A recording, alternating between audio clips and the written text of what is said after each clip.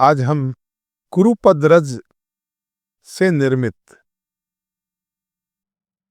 उस अंजन की बात करेंगे जैसे गोस्वामी जी ने नयनामृत नाम दिया है।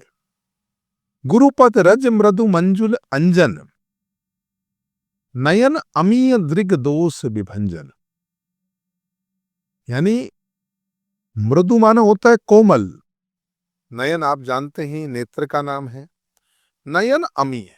तो गुरुपद रज, चरणों की, गुरु महाराज के चरणों की रज की हम व्याख्या कर रहे हैं। गुरु के चरणों की रज क्या है कि अंजन है, काजल है। तो महाराज काजल है, इसका कोई ब्रांड है क्या? आजकल तो कहते हैं ना, बिना ब्रांड का माल नहीं बिकता, इसका कोई नामकरण तो होना चाहिए। तो गोस्वामी जी ने इसका नामकरण किया है कि गुरु की चरणों की रज रूपी जो काजल है उसका नाम है नयन अमीय। अमीय माने अमृत, नयनामृत। काम क्या करता है? ये जो बाकी का काजल है वो आंख के रोग दूर करता है। आंख शरीर का एक हिस्सा है, लेकिन आंख का जो तन का दोष है वो काजल मिटाता है। लेकिन आंख में जो भाव का दोष है, जो मन का दोष है, नयन अमीय दृग दोष, उसको हम क्या कहते हैं? दृग दोष कहते हैं। दृग दोष विभंजन, उस दृग दोष को पूर्णता से अगर मिटाने वाला कोई है तो वो गुरु चरणामृत की रज से निर्मित यह नयनामृत है। सत असत का ज्ञान कराने वाला नयन अमीय दृग दोष विभंजन, गुरुपद रज मृदु मंजुल अंजन। श्री गुरु महाराज के पद रज जो है वो कोमल सुंदर नयनामृत हैं, जो नेत्रों के दोष को पूर्णता से मिटा करके, पूर्ण रूप से नाश करके और विवेक रूपी नेत्रों को निर्मल करके, यानी अपन उसको कह सकते हैं कि निर्मल, जो कहते हैं ना निर्मल जा का नेत्र, वो निर्मल नेत्र विवेक रूपी नेत्रों में लगाकर इस संसार सागर से आवागमन को छुड़ाने का मार्ग प्रशस्त करते हैं।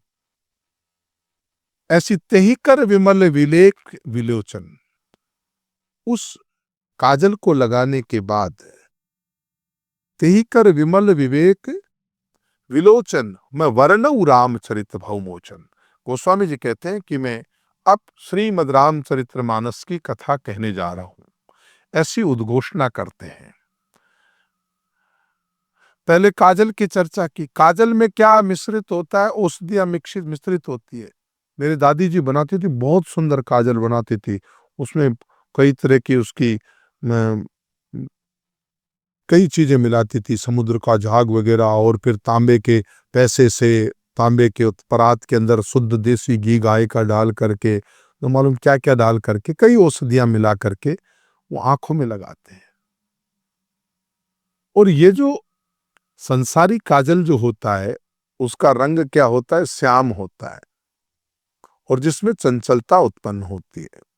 रज अंजन मृदु, अर्थात गुरु महाराज के चरणों की जो रज है वो आंखों को लगती नहीं है, मृदु होती है, कोमल होती है, और दिखने में भी कहते हैं कि सुंदर होती है। गुरु के चरणों की रज काली नहीं होगी। संसारी काजल जो बनेगा वो काला होता है, लेकिन गुरु चरण रूपी जो है वो बिल्कुल गोर वर्ण होगा, नयन अमी है। जैसे अंजन का नाम होता है वैसे ही अपन ने इसको नयनामृत कहा है। तो जो प्राकृत अंजन से दूर होते हैं वही गुरु महाराज के पैर रज, पद रज, विवेक विलोचन को निर्मल करना चाहते हैं, तो उसको गुरु पद रज को इस रूप में लेना होगा। यानी अहम त्वम सब मिट जाए, अहम मम बुद्धि ज्ञान वैराग, ये नेत्रों के दोष है। नयन अमीय दृग दोष, नैनों के दृग दोष क्या है? मैं हूं, मैं तो फला धर्म का व्यक्ति हूं, फला जाति का हूं, मैं फला वर्ण का हूं, मैं धर्मात्मा हूं, मैं धर्मात्मा होना ये भी अहम है। मैं तो पैसे वाला हूं, मैं ज्ञानी हूं, ये सब अहम है। मम, ये मेरा है, घर मेरा है, पुत्र मेरा है, परिवार मेरा है। अरे ना तेरा है ना मेरा है, सब ये चला चली का फेरा है, लेकिन मानता है। तो आदमी के जो दोष है वो क्या है? अहम है, मम है और बुद्धि ज्ञान वैराग्य के जो नेत्रों के दोष है। मैं ज्ञानी हूं, वैराग्यवान हूं, ऐसे दोष ज्ञानियों में भी आते हैं, अज्ञानियों में नहीं आते। काष्ट जिव्या स्वामी का ऐसा एक मत है कि किसी को भला जानना और किसी को बुरा जानना यही दोष है। किसी को अच्छा मानना और किसी को बुरा मानना, इसी को भेद बोलते हैं। हम अगर अपने कोई कहा मैं मेरे धर्म को भी अच्छा मानता हूं, अच्छी बात है, लेकिन किसी को बुरा मानते हो, ये दो संकल्प मिल गए तो दोष है। और इसलिए हमारे यहाँ का परदोष का व्रत किया करो। जिन लोगों को दोष देखने की आदत हो उन्हें यही है कि एकादशी का व्रत करते हैं, अच्छी बात है, लेकिन दूसरे दिन परदोष का व्रत आता है भगवान शंकर की कृपा से। और उस दिन भले ही आप 2 टाइम खाना खाओ, लेकिन एक दिन कम से कम यह संकल्प लो कि मैं किसी के पराये दोष नहीं देखूंगा। सबसे बड़ी बात है, जीवन में सफलता प्राप्त करना है, केवल ग्रेटिट्यूड देना सीखो। भगवान की नेमतों पे शुक्रिया अदा करो, जो मिला उसका धन्यवाद दो, जिससे जो मिला। तो इस प्रकार कहते हैं कि शिष्य को दिव्य निर्मल दृष्टि प्रदान करना ये गुरु महाराज का काम है। और जब दिव्य निर्मल दृष्टि गुरु महाराज के चरण रथ से प्राप्त होती है तो वो जगत को निज प्रभु में देखने लगता है। सब जगह सब घट मेरा साइया, खाली घट ना कोई, बलिहारी वहां घट की जहां घट प्रगट हुई। फिर वो नफरत करने वाला नहीं होता, वो ऐसा कोई कट्टर धार्मिक कह करके हम ही हम हैं, धर्म खतरे में, ऐसा कहने वाला नहीं होता। अरे धर्म कैसे खतरे में हो सकता है? मैं जिस छत के नीचे बैठा हूं उसको कहूं कि ये छत कमजोर है, गिर जाएगी, तो कोई बैठेगा छत के नीचे, भाग जाएगा। धर्म कमजोर नहीं हो सकता, धर्म तो मजबूत है। तुम्हारे रक्षण से न धर्म की रक्षा, धर्म रक्षित ही रक्षित है। धर्म तो स्वयं अपनी रक्षा स्वयं करता है भाई। तुम धर्म की छत के नीचे बैठ करके बाहर की संसार रूपी बारिश से अगर भीग रहे हो तो यहां आकर अपनी रक्षा कर लो। धर्म को बचाने चले हैं। तुम धार्मिक हो जाओ, अपने आप को दोषों से बचाओ, इस धर्म की छतरी के नीचे आओ।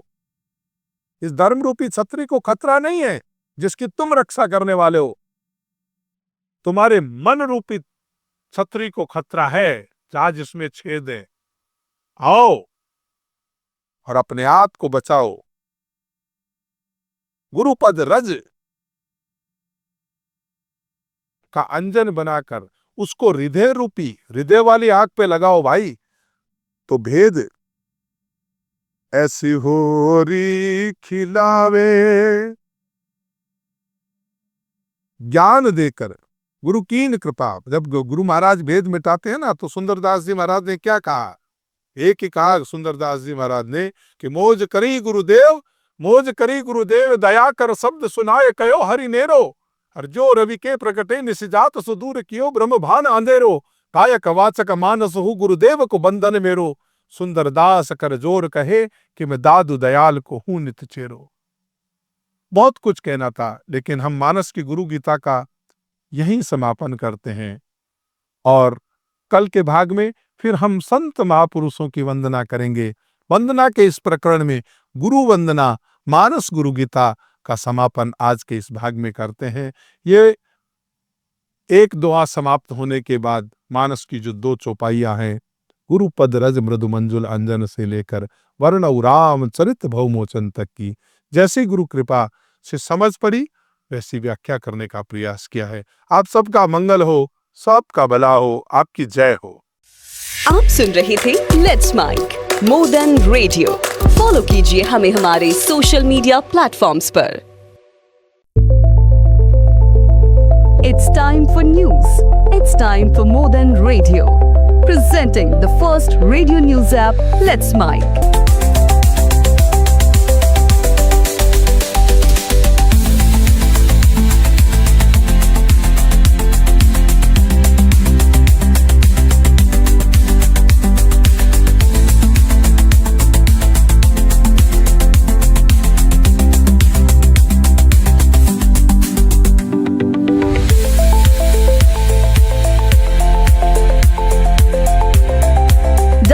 app now from Play Store. Available both on Android and iOS mobile phones.